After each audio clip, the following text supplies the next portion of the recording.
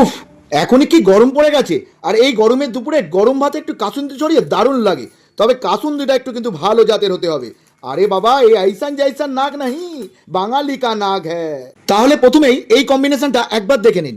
Single piece আম, ছাল চামড়া ছাড়ানো 20 সাইজের কাটা ডাটা, সাথে কাঁচা লঙ্কা। আমের খোলসটা ছাড়িয়ে ছোট ছোট পিস করে জারতুতো ভাইয়ের পিস্তুতো মেশিনে ফেলে সাথে কাঁচা লঙ্কাগুলো আর অল্প জল দিয়ে এরকম একটা ল্যারকানি মার্কা বাটা করে নিন। 2 চামচ কালা সরষে, 1 চামচ হলুদ সরষে, হাফ চামচের মতন পোস্ত দিয়ে জল ঢেলে ওটাও লেরকে ফেলুন। কি গন্ধ বাড়াইতাছে, মন জুড়ায় গেল। সরষের তেল ঢেলে গরম হলে ডাটাগুলোকে দিয়ে মিনিট খানেক খুন্তি নেড়ে নিন।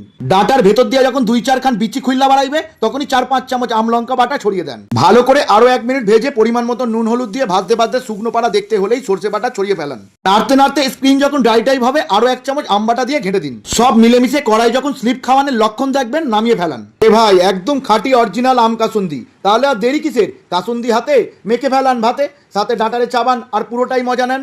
যাই, আমি আর দাঁড়ায় থাকুম কেন।